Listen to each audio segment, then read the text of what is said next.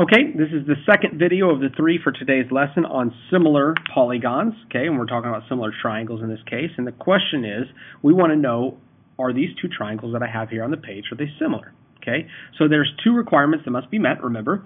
The first is that all three angles have to be congruent. You have to have three pairs of corresponding angles. Well, on this, we have a single tick mark and a single tick mark that tells me that A and D are the same, right? A and D are in the same spot.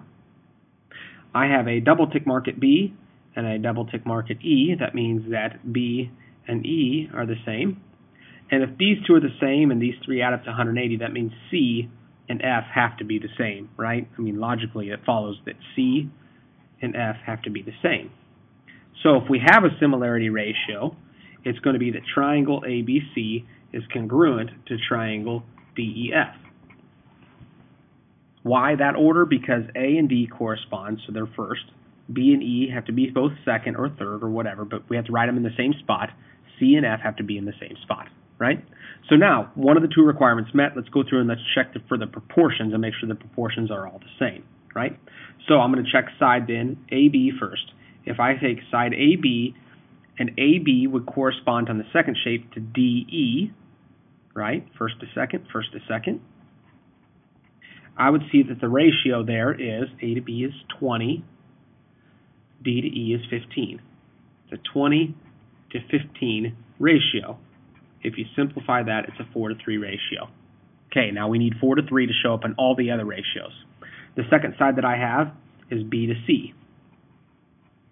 If I compare B to C, that'd be second to third letter. That would be comparing to EF. BC is 24 units in length. EF is 18 units in length. And if I simplify 24/18, I should get 4/3. So that's good. All right, last one. Third side is A to C, and that's 16 units in length. If I take AC, that would be the first and the third letter. That's D to F on the other triangle. And I compare those. D to F is 12 units in length. And if I say 16 over 12, that reduces to, guess what? 4 over 3. All three proportions are the same. So the angles are congruent, check mark 1. The sides are proportional, check 2, right? So we can say with confidence that triangle ABC is similar to, notice the symbol, right? To triangle DEF. Okay. Now let's use that then. If we know that two triangles are similar, that means we can also go backwards and find the length, if we are told that they are similar, right? Okay. What we're going to do is we're going to set up a proportion, and we're going to cross multiply, and we're going to solve for something within that proportion. Okay. Just remember this. There are two ways to write these proportions. Maybe you're talking about two parts. So maybe I should call part 1 and part 2, part 1 and part 2, corresponding sides. But then you're also going to see stuff like this. Maybe I'm asking to solve for the whole side, right? And so we could do part to whole and part to whole. That's the other type, okay? Now in this case, notice what I'm trying to find. The triangles below are similar. And what they mean is that this little triangle that's embedded inside of the big triangle, the little triangle here, which is RSV, is proportional to the bigger triangle of RUT, right? Does that make sense? Here's what we know. Angle S is the same as angle T. I can tell that from the picture. Okay. I know that angle R is the same in both cases. That's that reflexive property showing up, right? So these two have got to be the same because they're the exact same angle. And if these two are the same, then it goes to follow that V and U must be the same thing, right? So that's what I know. That means that triangle RSV, if it says that they're similar, right? We're told they're similar, so I don't have to check. RSV must be similar to R, corresponds to R on this one, S corresponds to T, and V corresponds to U. Right? That's what I know. So here's what I want to find out then. If I'm trying to solve for the length of RT, that corresponds to side RS on the other one, right? All right. Well, how can we figure this out? Here's what I know. Let's label this side. See how R to S is 10 units in the original diagram? See how S to V is 8?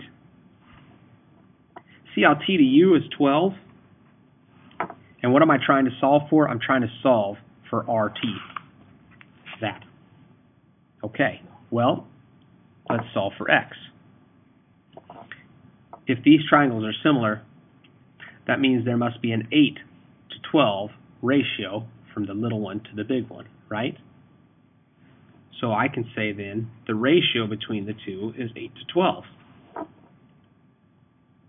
Now, if I go from little to big, that means on my other side I need to go from little to big.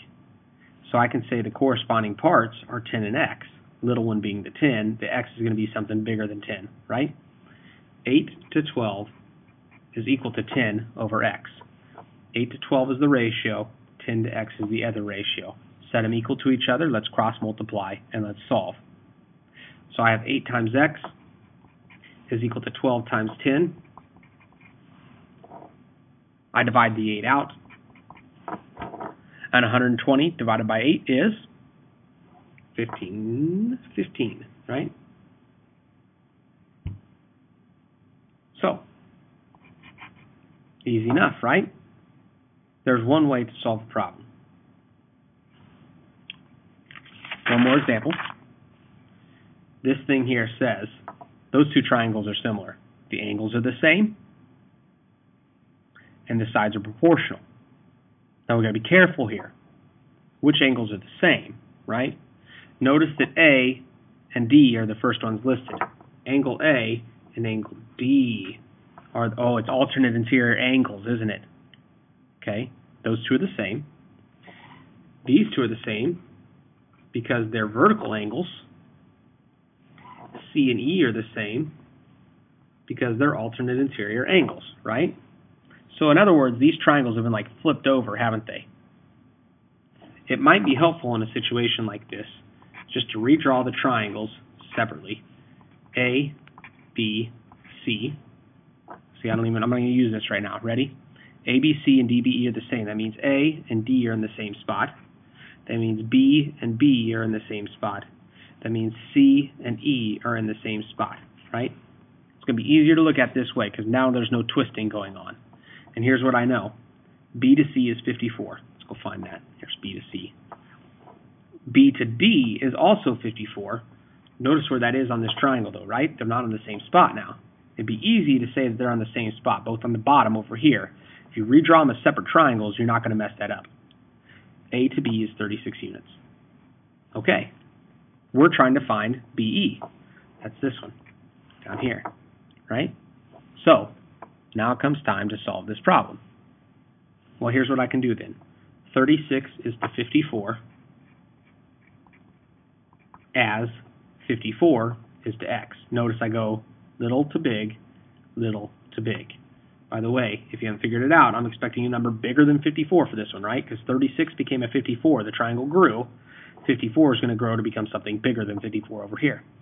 How do I solve that? Got to cross multiply. 36 times X is equal to 54 times 54, which is 2,916. And if I divide both sides by 36, I find out that X is equal to 81 units in length.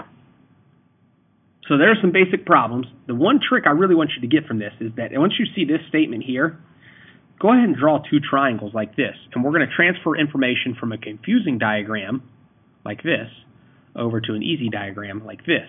And that's going to make it a lot easier. You won't screw this up. You will not screw that picture up. You can screw this picture up, right? So keep that in mind as you work through the problems. Be prepared to cross multiply and solve. I got one more video, and that video I'm going to work through 2 or 3 just tougher examples, things like you see on the ACT, one that's actually straight off the ACT, okay? All right, one more video to go.